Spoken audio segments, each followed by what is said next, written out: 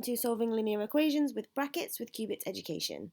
In this lecture you will expand brackets to solve equations. So we're just going to look at some simple ones with brackets for this lesson, and then we might include some more when we go on to some harder equations with variables on both sides. So let's start with this equation. 3 and then x plus 1 in brackets equals 21. So as you are well aware, we must expand the brackets first before we can solve the equation. So in order to do that, we need to do 3 multiplied by everything in this bracket, because this here being 3 next to a bracket means we times. So the first thing we're going to do is 3 times x, which gives us 3x.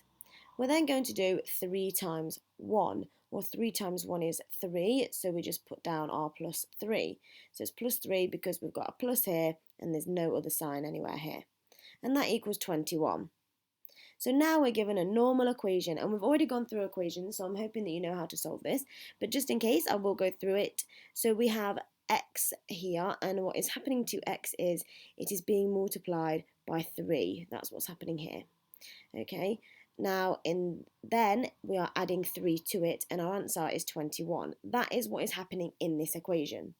In order to solve this equation, we need to go backwards. So we're going to start from 21, and we're going to take away 3, okay? And then we're going to divide by 3, because it's the opposite. So instead of adding 3, we're going to take away, and instead of timesing, we're going to divide. And that is going to give us our x value. So 21 take away 3, and then divided by 3 again, and that's 6.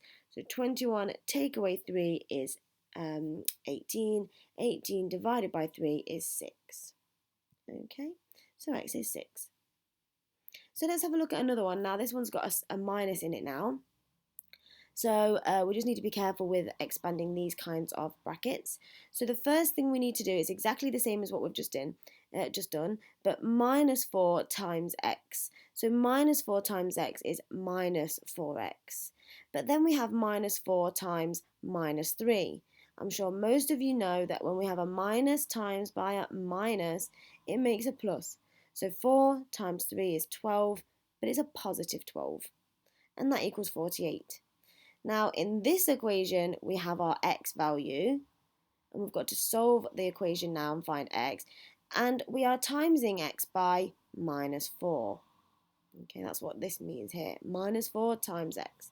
So when we write out our function machine, we write it with x at the beginning and write down what's happening to x as we go through the equation.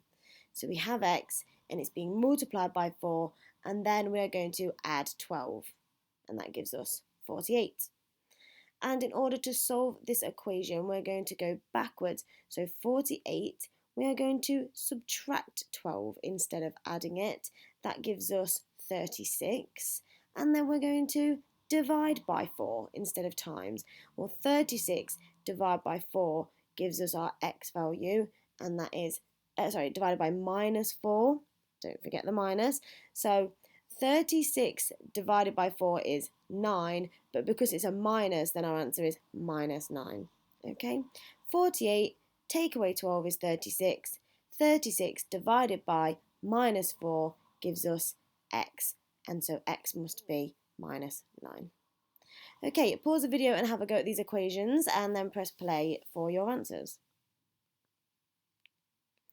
Okay, if you've had a go, here are your answers. So we have x equals 9, y equals 3, w equals minus 5, z equals minus 5, and n equals minus 3.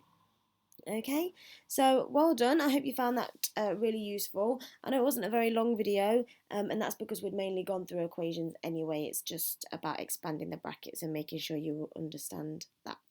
Okay, thank you very much, and I'll see you next time.